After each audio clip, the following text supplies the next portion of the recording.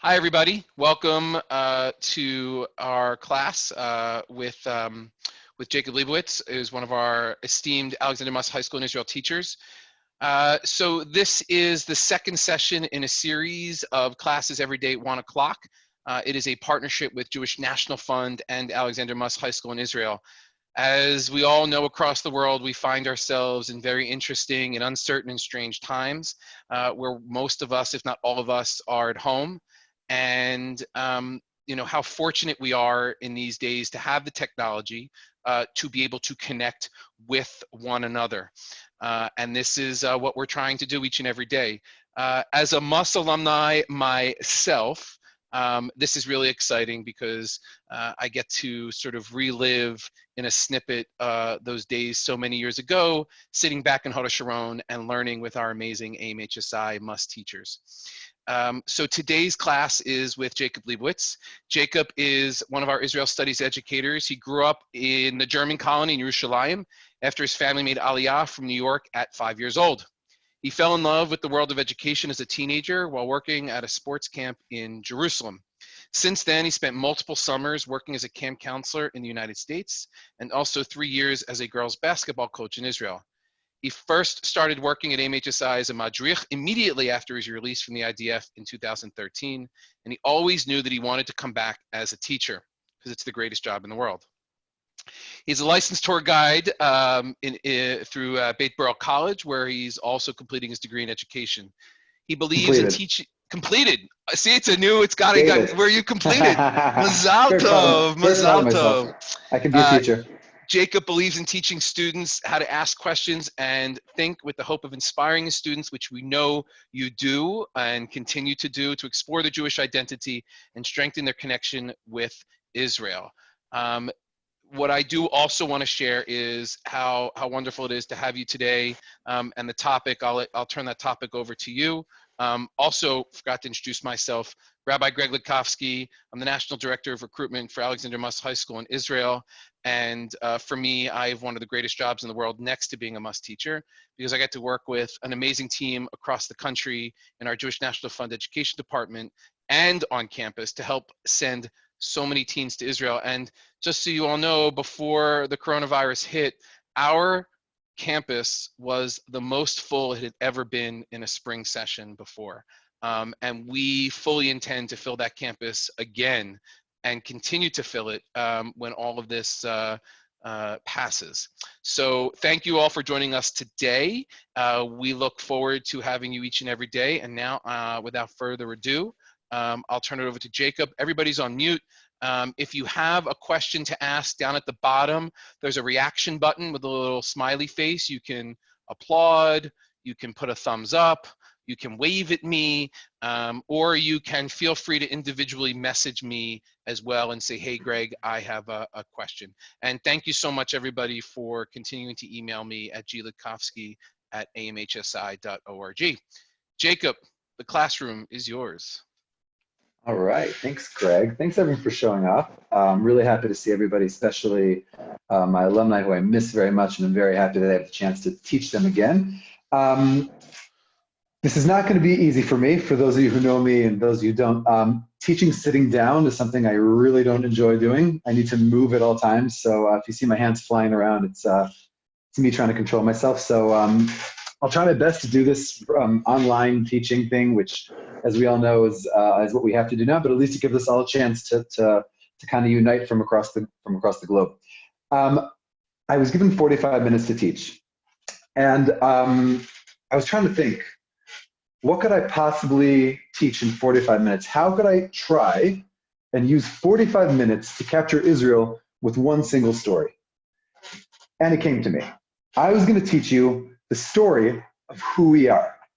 Now, if you want to know who you are as a country, the most basic thing you do is you go to your constitution. So it's great. I decided I was going to teach you guys a class about our constitution. There's only one problem with teaching about the Israeli constitution, which is we don't have one. Israel doesn't have a constitution. So how do we know who we are? The story of who we are is all based on one speech that was given at 4 o'clock on May 14th, 1948. that speech wasn't even, you could say, oh, okay, a speech, that's okay. That's something that you can base a country on as long as it's prepared ahead in advance and it goes through the proper hands. Well, let me tell you something. If you look at the picture that Greg just put from the PowerPoint presentation, you'll notice David Ben-Gurion, Israel's first prime minister, holding a sheet of paper with some notes on it. Because the speech he's about to give, on which our entire country is based, had just been written 15 minutes before he gave the speech. This is the story of that speech, and it's the story of who Israel became. I'm going to repeat what Greg said. If at any point anybody has any questions, feel free to use the chat. You can send a message to Greg. You can send me something. If I'm speaking too fast, which I can at times, you can feel free to text me, no problem. And anything at all that you want to ask, I will totally address. So here goes. Here's the story of that one speech. On May 12th, 1948, David Ben-Gurion wakes up in the morning, and he has a lot on his mind. As he gets out of bed and he moves to his kitchen, this is what he has on his mind. First thing is this: he's in the middle of leading a population of a little bit over 500,000 Jews in a civil war. Why am I using the term civil war? This was not Jews against Jews fighting. This was a war between local Jews living in a place called Palestine and a group of about 1.5 million local Arabs. This was a civil war for a very simple reason. Greg, if you hit the button, go to the second slide. Go to the second one. Greg, can you hear me? You're muted, Greg. Sorry, do you see a map of Israel or no? No, hit the. What do you see? It's still on the first slide. How's that? There we go. All right. If we look at that, that is what happened 6 months before the morning I'm telling you about. What happened 6 months before the morning I'm telling you about? The UN voted to accept a plan that would divide the land called Palestine into two. There would be a Jewish state and an Arab state. If you look at the map, you can see the orange. The orange was meant to be the Jewish state. What happened was this.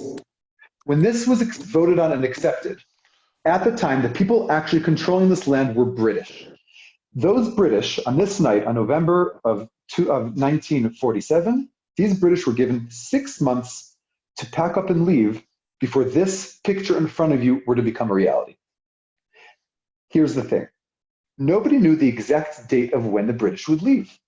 And the day after this plan was accepted, a group of Arabs took over a bus with Jews on it, committed a terrorist attack, and a war began. Again, I'm calling this a civil war because we don't have a country yet. It's just two peoples who are living in the same land going at it with each other. And this is what's going to happen. As May rolls in, David Ben-Gurion, who's in charge of the Jewish people, knows that at any day, the British who are still here will get up and leave. And he waits that day with a lot of hesitation and with a lot of nerves because he knows that the minute the British leave, he has to make a decision. When the British leave, he can declare a state, a free Jewish state, for the first time in 2,000 years.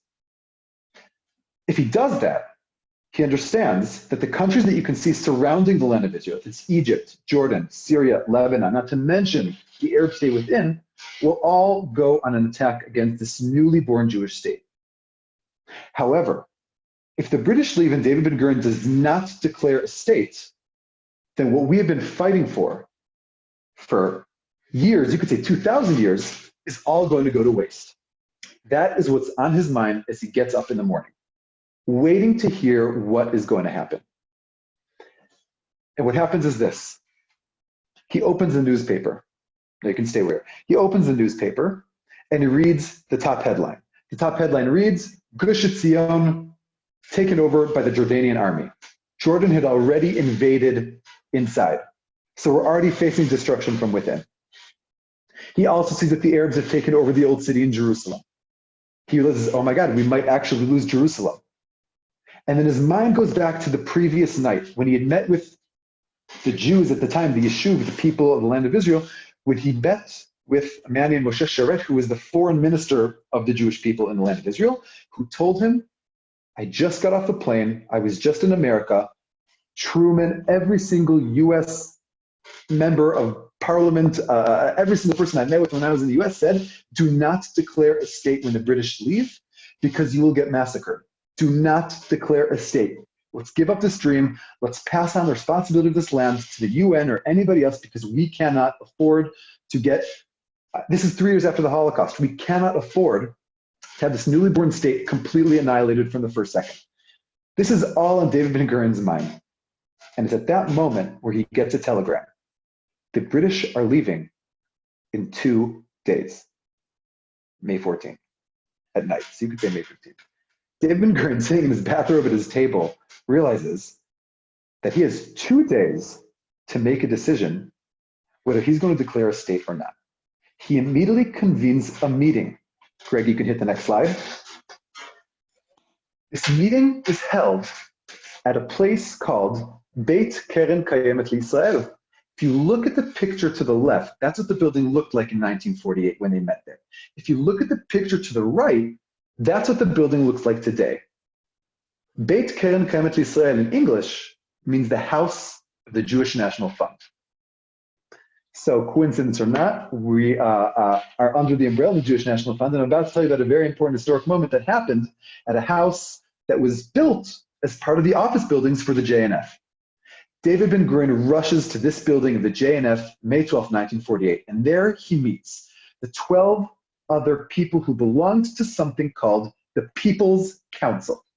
The People's Council were 13 members of the larger the People's Committee, which was 37 people. They were basically the government of the state to be. These 13 people sat in the room in the building that you were looking at, and they had to make a decision. And Ben-Gurion lets every member voice his opinion. And he gets more and more agitated because each person going around the room is saying the same thing. Golda Meir says, I got back from a visit in Jordan. They say they're sending their entire army in. We cannot declare a state. We cannot do it. When the British leave, we have to give up. We have to hand over the responsibility back to the UN. We shouldn't do it. He looks at the next guy. The next guy happens to be Sharet, the guy he already met with. And he shares with everybody what he shared with Ben-Gurion. America is not on our side. They do not want to see our entire country destroyed 3 years after the Holocaust. So Ben-Gurion turns to the third guy. The third guy happens to be the head, the chief of staff of the not yet established IDF, of the Jewish forces, Yigal Yadin, who tells him, if you're asking for my military opinion, we cannot declare a state. We cannot face 5 Arab armies. So Ben-Gurion could have had the vote at that moment, but he realized that if he voted on whether they should declare a state or not, there wouldn't be a state. So Ben-Gurion says, okay, everybody, go on a break. We'll reconvene soon. The break turns out to not be a break, because what happens during this break is everyone is standing around in the hallway drinking their coffee. David Ben-Gurion goes from one person to the next, and he whispers in their ear personally, the pistol of Jewish history is pointed at your head, and you have a choice. Are you going to give up our dream of 2,000 years or not? He looks them dead in the eye and does this to each person in that room. When they go back and reconvene, they have a vote. 3 people chose to abstain, 4 people chose not to declare a state, and 6 people chose to declare. That is how close we were to never having a state. Well, now that we've decided to declare a state, fantastic. But where do we even begin? Where do we even start? The amount of money they had to use towards this event that we've been waiting for 2,000 years, was the equivalent of $600 US. So what do they start doing? Ben-Gurion immediately sends whoever he can from that council out to the streets of Tel Aviv to start bargaining for equipment to use in the room where they're going to declare independence. That means borrowing chairs from a cafe. That means begging a music store to lend them a microphone to use for the declaration. By the way, the guy at the music store lets them have the microphone, okay, if he's allowed to advertise his store on the microphone. So the microphone used to declare the state actually has an actual advertisement of this guy's music store. What else are they going to do? They go to the JNF offices and they find there a big picture of Herzl and 2 Israeli flags. They were completely dirty and gross. They had to send them to dry clean. They go pick up the dry cleaning and they get it ready. They're putting this together in the most Israeli way possible. I mean, if you're looking for the true essence of Israel, it is this informality. And as they're running around the city of Tel Aviv looking for anything they can to put together this big event, David Ben-Gurion and a number of others convene back in the offices, and they try to think, what should the declaration say? Now, we've known, now hold on, don't press anything yet. Yeah, hold on one second, I'll tell you when. You know, they knew for a while that this event was going to happen. So surely they would have started working on something. Every country needs a constitution. Every country needs a purpose. Every country needs something written down that defines who they are. So yes, for a few weeks, there was a group of lawyers who sat and wrote down what was to become the Israeli constitution. And so they sit down, Ben-Gurion looks at it. This is a day before the declaration. And Ben-Gurion and those sitting with him, 4 other members, decide this is not good enough. And they basically rip it. We are 24 hours before the declaration of the state, and we do not have a declaration yet. They begin writing it. They argue, they get flustered, they yell at each other, and eventually Ben-Gurion takes the declaration himself, goes back to his home in Tel Aviv, sits at his office, and starts fixing it. Here's the thing. He gets up the next morning, and they all show up together again at the JNF offices. The declaration itself is supposed to happen at 4 o'clock at an art museum. At 2 o'clock, 2 hours before the declaration, Ben-Gurion and the other members of the cabinet are still sitting in the JNF offices arguing. This is 2 hours before the actual declaration. And so what I want to start by saying is this. This is where I want to open it up to everybody else who joined us today. You are David Ben-Gurion. You are the 12 other members of cabinet. This is 2 hours before one of the most important events in Jewish history, one of the biggest miracles of Jewish history. We're about to create a state. What do we write? What do we do? Do we write laws? Do we just write like a nice speech talking about the symbolism of this? Do we try and explain why we need a Jewish state? What do we do? What is our goal with this declaration? So I want to give a minute for a second for everybody listening right to think. You can write in the public chat. You can write in a private chat. I want to hear suggestions, general suggestions. What should this declaration look like? You can even just toss out, it should be about our history. You could toss out, it should be about our, anything you want. You have to sit down. This is 2 hours before. What is this whole thing going to be about? We're going to go through it. You have the chat available to you. Go ahead and, as Jacob asked, to chat it out in the chatter. And you can write a private message if you don't want everybody to see, whatever you're comfortable with. Values. Kaylee Naveen's writes Herzl. Oh my God, it's almost like she was my student pretty recently. By the way, you can private chat. The way you private chat Jacob is if you click over his screen, his picture, and there's 3 dots, and then you click on the chat button, it will automatically just go to him. Otherwise, you can chat to everybody. And I do want to remind everybody, as you're thinking about this existential question for the land and the people of Israel, the mundane, send me an email, glukovsky at amhsi.org, and let me know where you're from and how you heard about us. Interesting. I actually have some interesting things here that people are sending out. Really. Yeah, guys, Greg, can we unmute people and let them speak if they want to? Because some people are writing some really interesting. So here's the thing. There are right now just about 100 people on the Zoom call. Yeah. So if you, I think it's going to be. Okay. So what I can do is this. I'm going to read out some of the suggestions because there were some pretty amazing ones that were sent here. And Yeah, if please read them anybody out. who I'm reading their suggestion wants to, you can send me another private text in the chat and let us know if you want to talk about it. Okay. So a The couple of other, things. So first of Jacob, the all, other thing is, and by the way, I want to thank everybody. We're learning as we go. This is a lot of people, so thank you. The other thing you can do is I have the ability to unmute folks. You can also just chat me and say, hey, can you unmute me? I want to add something.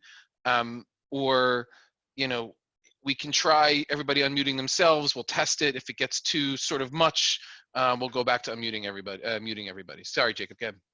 sure.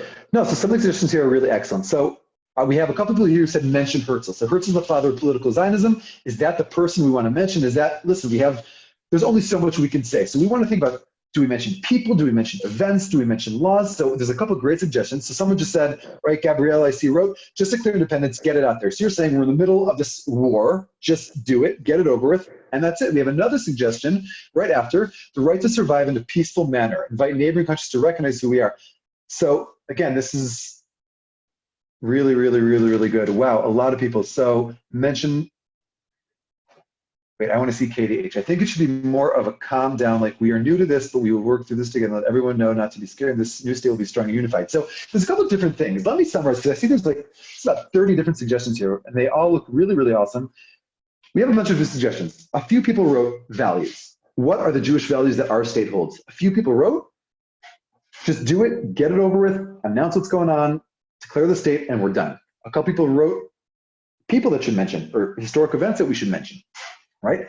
A couple people wrote the idea of how we're going to treat our neighbors, which is also really, really, really interesting. So I'm gonna open that question again for small bits that I want to go through.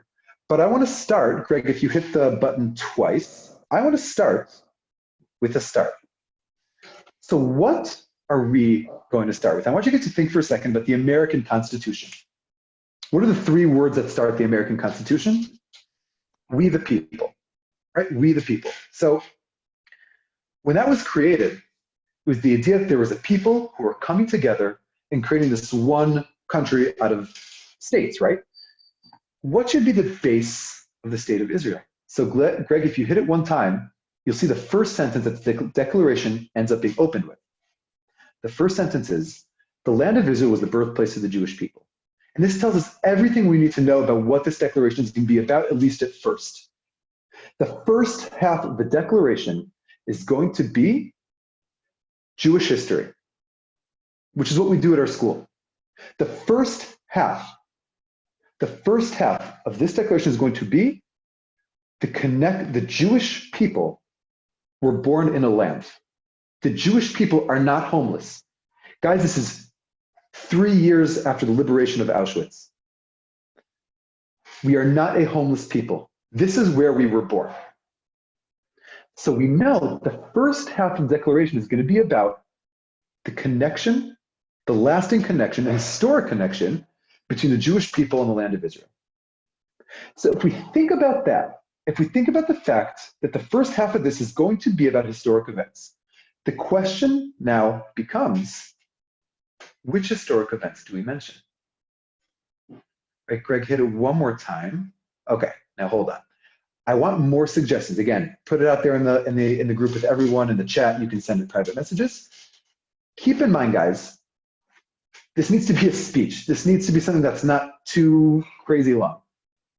What few events do we need in this declaration? And what is the purpose of it, right? If you write an event, why? Think about it. Think about all the events, especially the alum who've been in this program before, of all the events that we write about. Okay, so out of Egypt to the promised land. So maybe the beginning, right? I see what was written over there by Kira, right?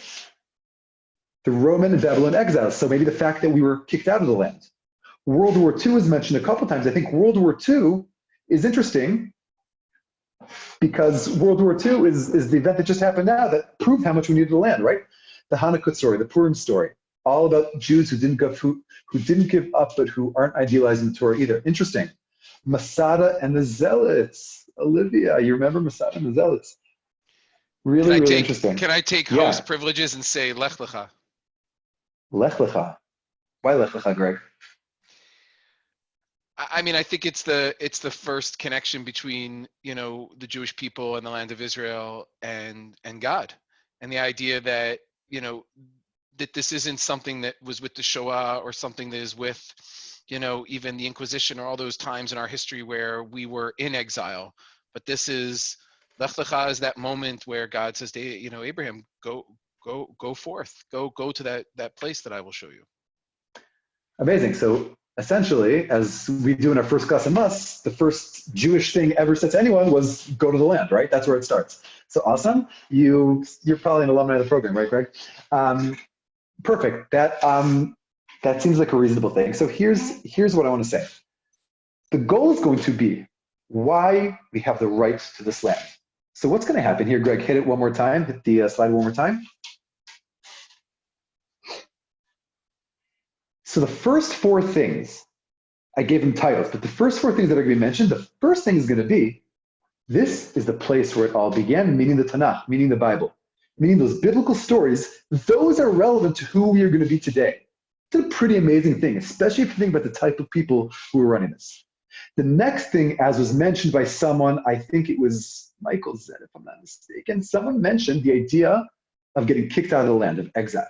So sure enough, the second paragraph is going to be, we were kicked out of our land. By the way, I'm not reading through this whole document because it's long. I'm going to send it as an attachment when we're done. And those who want to actually read the wording itself, feel free to do it. I'm going to pick a few pieces out to go through, but just in general, I will be sending out this declaration as a attachment. So exile. And then what's going to happen next is there's going to be a paragraph that talks about how even though we were in exile for 2,000 years, every generation strove to get back to the land of Israel. What was every Jewish family saying for 2,000 years while in exile at the Passover Seder, which we are about to celebrate in quarantine, everybody together this year? Everybody said the same sentence next year in Jerusalem. The striving to get to the land of Israel throughout the generations was always there. And the next thing that's mentioned is Zionism, the rebuilding of the land of Israel, the reviving of the Hebrew language. Only one person is going to be mentioned, Herzl. The man who was not really religious, but the man who realized the Jews needed a safe haven in the land of Israel, that we needed to be a nation just like every other. Zionism is mentioned. And then the question becomes this. Think about this very carefully. Should the Holocaust be mentioned? Greg, hit it one more time. I'd actually like to hear two people speak. I'd like to hear someone speak who thinks that the Holocaust should be mentioned in our Declaration for Independence, and I'd like someone who thinks that the Holocaust should not be mentioned. So Tanya, do you want to unmute Tanya maybe? Tanya, would you like to speak? You're saying yes twice in big letters.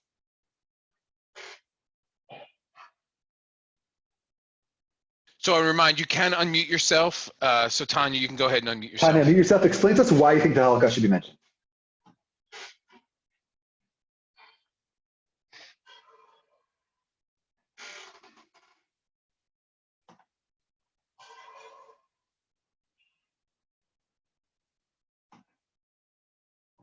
Are you able to get it done? Okay. So, oh my gosh, my voice is going. It was a defining moment, although incredibly tragic, that caused us as a Jewish people to realize that through anti-Semitism, through torture, through murder, that we needed to establish our own homeland so that we can be free Jews and be together as one people, and to provide a safe haven for Jews throughout the world. Okay, thank you very much. You're saying that this just happened, right? This is 3 years ago. This is proof. If we need any event in Jewish history, it's this one to prove that we need a safe haven. Thank you very much. I want someone who doesn't think that should be mentioned. I see Ryan. Ryan, do you want to unmute yourself and tell us why? Yeah. Hi. Ryan. Hi, I miss you. Okay, so Ryan, where are you? I'm sorry, Tanya. If you're going to speak, just let us know where you're from and how you came to us. So, Ryan, where are you now, and how did you get to our class? to like the class or to Israel? Here, right today, and So I'm Ryan. I'm from Detroit, Michigan. And I came here because my group chat of all the kids that were in my group on Israel last year was talking about it. And I actually like woke up 10 minutes ago and I was like, oh my God, I want to join this. So yeah, that's And the it. most important part, who was your teacher?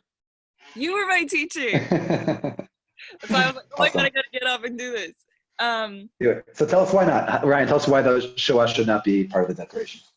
I think that it shouldn't because there's like way more to Judaism than just the Holocaust, and I don't think we should focus on that and having that be like our thing. Because also looking back at it now, people are saying, well, you only have Israel because of the Holocaust, and that's not true. We have so much history there, and we've been there since forever, and like since Judaism was really a thing, and like we've been pushed out so many times, and like all this stuff that we decided we need to have a place. And it's also at the time the Holocaust was not taken seriously by people in Israel. They were viewing people that had survived the Holocaust as these strong people that they are. They were viewing them as like you were lambs to the slaughter, which is so wrong, but that's how they viewed them at the time, because that they didn't comprehend how they could just go to this. Like they thought that they were like, well, you didn't stand up for yourself. So I feel like it wouldn't have been included either way because it doesn't make sense at the time historically. But then also there's so much more to Israel than the Holocaust and Jews, because we have thousands of years of history, and it's that small part of it, which is devastating, is terrible, but there's so much more to it than that. What is Ryan, code? very proud, very proud teacher listening here. That's a really, really good answer. And obviously, for anyone who's been in a customer before, I don't usually ask questions that have a very clear answer, and I don't know what the answer is to this one either. They were arguing about this nonstop. That's why they got to the point where 2 hours before they're sitting and talking about this, right? So what's going to end up happening is, and you could say this is right or wrong, they include it.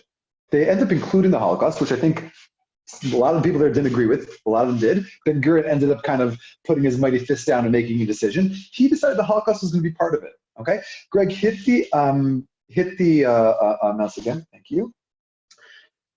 Because I wanted to mention this too. After it, there's going to be a couple other things that are mentioned. 2 of them are 2 very important international events that happen.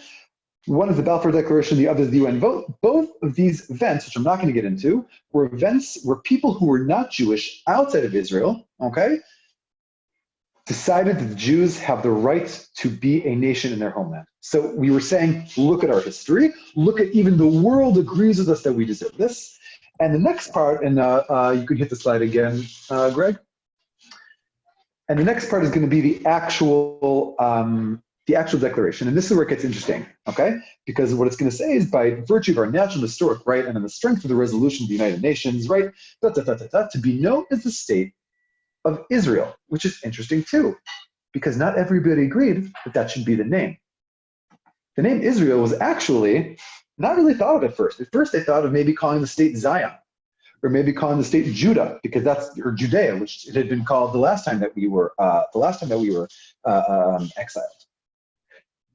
Why Israel? It's a big argument. They ended up deciding that since we were called the children of Israel from the days of the Tanakh, this would be the appropriate name for the state. But also, this was an argument. Understand, 2 hours before we make a declaration, we still don't even know the name of this country. That's how last minute this whole thing was. So that's just another thing they were arguing about. A couple more points, Greg. Hit the screen again, please, if you can. This part is also very important because the word democratic does not appear. Okay, the word democratic does not appear. And wait, I want to see what was written. Calling it Israel without tying it to past kings by name feels to me like a way to say, this is our people in our land, we're never leaving again. So interesting point written here by Jackson. By calling it Israel, we're essentially saying, we've been kicked out before, we will never be kicked out again. So excellent point, really, really cool. I'm reading these as I go along, and it's super, super great. This paragraph I have here is here because the word democracy or democratic doesn't appear. But this does, and this is super important because we're both a Jewish state and a democratic state. The question that started then and keeps going till now is, what are we more, Jewish or democratic? What comes first? But this is the paragraph that is very important that it's there, because this is the paragraph that talks about a democracy, about the fact that we're going to treat everybody here with equal rights, right? No matter, irrespective of religion, race, or sex, it would be guaranteed freedom of religion, conscience, language, education, and culture. This is really important because, again, the word democracy doesn't come up, but this is going to be the base of how our country becomes a democratic state. So that was really important for me to show. Greg, if you move on to the next one. Just wanted to point out one interesting line, because after the talk about what the state's going to be, that it's going to be a democratic state, there are four sort of paragraphs to talk about extending our hand out to. So one is going to be the local Arabs, and one is going to be the Arab states. Look at what's written. In an offer of peace and good neighborliness. It's interesting if you look at the historic perspective. What do we know is going to happen the day after this announcement is made? 5 Arab nations are going to invade. We cannot study history without understanding the context. They are sitting and writing down a declaration, knowing full well that in 24 hours after they make this announcement, 5 Arab states are going to invade. So in our declaration, which, as I said before, is going to become essentially our constitution, you see the remnants of that day when they were probably sitting there, nervous, scared, 3 years after the Holocaust, and we have no idea what's going to happen to the Jewish people in the land of Israel. So that's an interesting piece about, just in terms of getting into the perspective of the time period. Greg, if you could hit the next slide, please. And this is a really important part because we're from around the world. This is going to be the last appeal made. We appeal to the Jewish people throughout the diaspora to rally around the Jews of Eretz Israel in the text of immigration, upbuilding, to stand by them in the great struggles for the realization of the age-old dream, the redemption of Israel. In our declaration is this two-way connection. This connection that I dedicate my life to, that our organization dedicates its life to. This path, this two-way path, I always say, this two-way path of connection between the Jews in the diaspora and the Jews in the land of Israel. We cannot be a state without the Jewish people in the diaspora, and the Jewish people in the diaspora can't be fully Jews in the diaspora without the connection to the state of Israel. It's a two-way street. We need you and you need us. And this is put in our declaration. It's going to be one of the last things written. Last thing. It's a symbolic relationship. We could not agree more. Two last things that I want to talk about before I kind of wrap this up and bring it to close. Greg, hit it one more time. Okay, once more? Okay, now leave it there. God.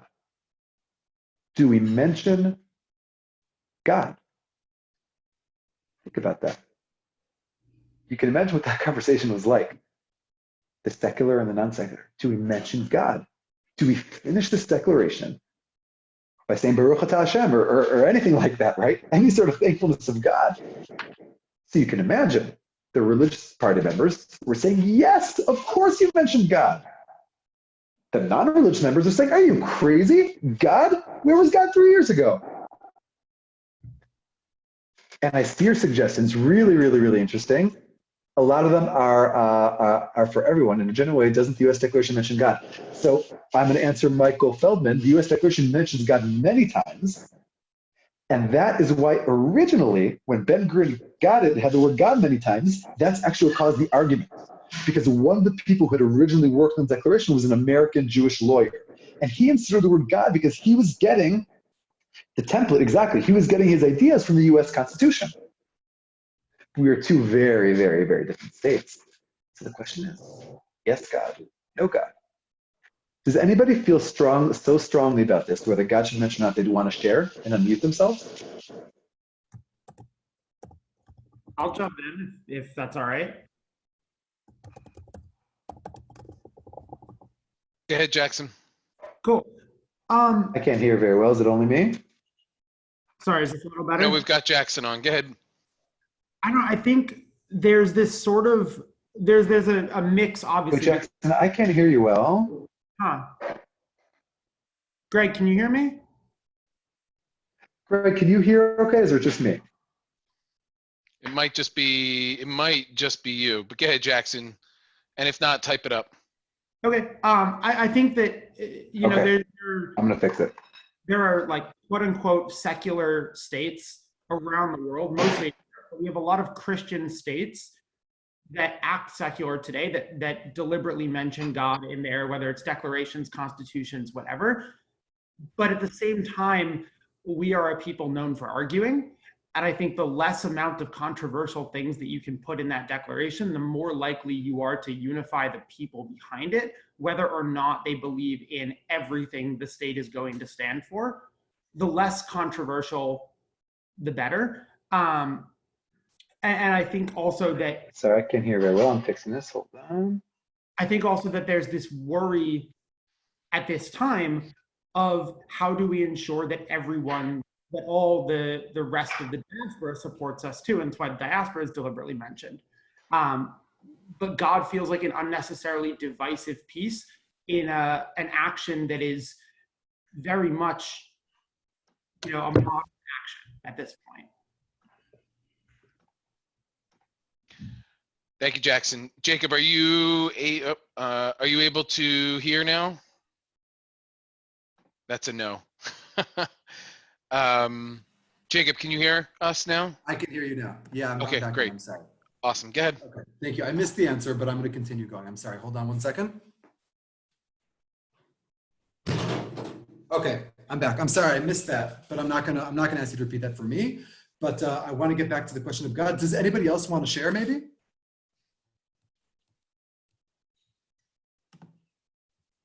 Would anybody else like to share?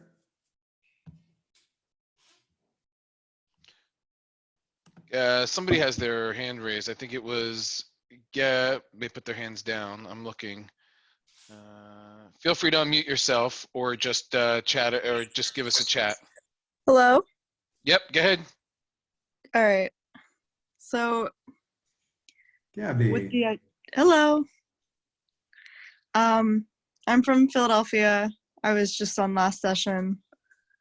And my answer to the question would be, do not include God, which is similar to what last person who answered said, because, I get that they're looking at the American one, but then again today, like since I was young, we've always had the discussion in class, since like maybe 4th grade, should God be in our one nation under God, indivisible, or should we have it should we take it out of our documents?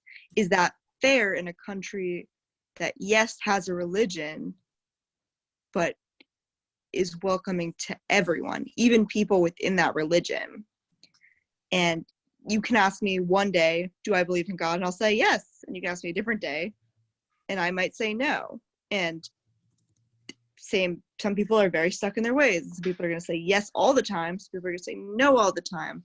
So to define the state by this abstract concept of God, what does God mean? Where is God? Because you say under God, well, is God in heaven? Is God in the sky? Or is God around us? Like, then you end up with all these things, and you have 2 days. What you say, 2 days to figure this out. Is that really how you want to spend it? Because if you put one, then you're getting rid of all these people who are there to support your new country. Is that what you want? Or are you just willing to say nothing about God? Say, like, we'll talk about it in the future and then move on. I think that's the better idea. Okay. All right, thank you, Gabby. That's obviously another really, really good point. So the question is, what did they end up doing? And the answer is they actually were able to please everyone, because what they wrote was the following sentence. Greg, you can hit it. They finished with placing our trust in the Rock of Israel. Why did that make everybody happy? Because the Rock of Israel, Sur Israel, okay, is a nickname in the Tanakh for God. So on the one hand, this is mentioning God's name. On the other hand, those who didn't want to mention God's name, they saw the term Rock of Israel and felt that the Rock of Israel was about the people of Israel, the nation of Israel. The true Rock of Israel was people. So in a way, by writing Rock of Israel, some would call it a cop-out. I actually think it's better than that. I think in a way, this is what Judaism has always been about. It's been about a way of finding inspiration in the different elements, meaning The Rock of Israel could mean God if you wanted it to, or the Jewish people. So if you were a person who believed that, if you're a person who believes that this is all about God in the hands of God, that's the Rock of the people of Israel. If you believe that this whole thing from the start was always about the nation, always about the people, then this satisfies that as well. So this is what they decided to do. Greg, could you hit the screen one more time? All right, stop there. I want to finish the story, but I want to finish this aspect of the declaration itself for a second. There are two things that are going to be left out, among others. There's going to be a lot of things that are going to be left out. Two specific things are going to be left out that will affect us to this day. Because I'm segueing for a second, what's going to happen is, after this speech is given, they're going to decide that it's going to be the basis for our Constitution, and that was going to be decided in October. Well, that was delayed to 1950, and then that was delayed again. So essentially what happens is, we never actually end up writing a Constitution. What's going to end up happening is, this speech, everything we just spoke about, is going to be the base of the laws that we're going to legislate. They'll never really get full constitutional power, but the base of the laws that we are going to create in our state are going to be about this declaration. And that's why the next thing I'm going to say is so important, because there are two major things that we leave out. The first thing is where we are. It does not mention our borders. Our declaration doesn't say what the state of Israel, where the state of Israel is. There's not a single word. There's a slight hint at the UN plan, but it doesn't talk about borders. And if you think about it, of course they weren't. Ben-Gurion was very smart. They were in the middle of a war. He realized, if we declare borders, we have to stick to them. Let's not declare borders. And anybody who spent a class with me or any other teacher, anyone who knows Jewish history knows that the decision to not limit our borders ended up being a good one, because this war ends or we have more land than we had before. However, if we're looking at Israel today, I think it's fair to say it's a problem that we have not established where we are. So that's one thing that's left open. We have to ask ourselves, who's going to fix that? When are we going to make a decision about this? It hasn't been made yet. So where we are is one thing we left out. And the second thing we left out is who we are. There's no definition about what being Jewish is. Keeps referencing Jewish history. Keeps referencing helping bring Jews to the land of Israel. But at no point does it say, this is a Jew. So in our declaration, we decided everything except where we are and who we are, which are two really, really, really important questions. In later years, different things are going to be added. We're going to have a law called the Law of Return, where we decide that what a Jew is basically what the Nazis defined the Jews were. It's a story I'm not going to go into, but in our basic speech, okay? In our basic speech, we don't decide two major questions. Who are we and where are we? That's just a little point that's interesting to understand, that this event was so important, but you have to understand it in its context, because when you understand where this happened and when this happened, it makes sense that those two things wouldn't be mentioned, right? Because we don't know what's happening yet. What's going to happen is this.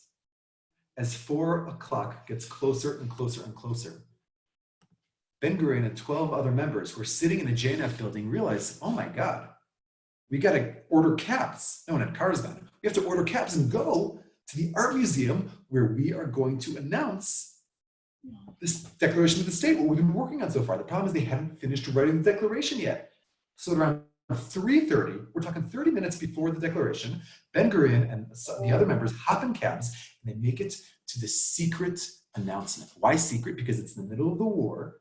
We don't want the whole world to know about it. We choose a little art museum that looks like a bomb shelter. Okay, it's like this tiny little area, okay? That's where we're going to do this like inconspicuous a Declaration of Independence. And apparently Jews don't keep secrets very well, because when Ben-Gurion and the other cabs get to the hall where they're going to declare the birth of the state of Israel, as you can see in that picture, it was not a secret, okay? Everybody knew about it, and everybody was waiting outside. That's on Rothschild Boulevard for anyone who's been to Israel, okay? Everybody is waiting outside, everybody, and they're all waiting for what's going to happen next. Now, what's going to happen is Ben Gurion's going to sit down and he's going to wait. And at 5 to 4, he still doesn't have the declaration because the last member, Ze'ev Shurf, is still sitting in the JNF house finishing the last touches. He gets in a cab, he races over. The guy's 3 minutes to 4. He hands over the declaration to David Ben Gurion. Now I want you to look for a second. Greg, hit the next point. That's our declaration. Looks really nice, right? It's fancy, that brown kind of paper with beautiful calligraphy. Greg, hit the button again. Look at what David Ben Gurion's holding. He's not holding that. In typical Israeli fashion, we did not have the big, fancy declaration written with beautiful calligraphy. What we had were notes with scribbles on them. Ben Gurion is going to declare the state on the pieces of paper that were handwritten, and those are going to be the words that declare our state, which in a way is, I say typical Israeli, I actually mean in a good way. What mattered wasn't that we had a nice, beautiful piece of parchment or scroll to declare on. What mattered was that we had the words. So David Ben Gurion stands there with a sheet of paper and declares the birth of the state of Israel. Greg, I'd like you to hit it one last time. I want to show you that picture. What happens is they start passing on. You'll see there they have what looks like a scroll. They started attaching the two. What happens is every single member of this parliament that I talked about is going to sign. 25 members are going to be there. There's going to be 12 other members who couldn't make it that day. They were stuck, trapped in Jerusalem. Eventually, all 37 members are going to sign. You're looking at Golda Meir, who's one of the 2 women who signed it, okay? She was one of the 2 women who signed it out of 37. Our ratio has changed since then in the Israeli Knesset, thank God. And what I want to finish by saying the following thing. If you Google every single one of those 37 people who signed that document, which is going to become our constitution, non-constitution, 36 out of those 37 people were not born in the state of Israel, in the land of Israel, I'm sorry, because the state is born now. 36 out of 37 people who signed the Declaration of Independence were born outside the land of Israel. What I'm trying to say, and I guess you could say the reason I chose this topic to teach about, and the reason why we're all here, is because what I'm trying to say is that Jews who were born and raised outside the land of Israel not only helped create the state, they created the state. Every single one of those people was a diaspora Jew, and they took their hands and literally created the basis for who we are. And I want to end with a similar note. We are over 70 years later. We still have many problems. Some of them come from not knowing where we are or who we are, maybe. And the note I want to end with is that the solution is probably not only in the hands of the Israelis who live here, but Jews in the diaspora.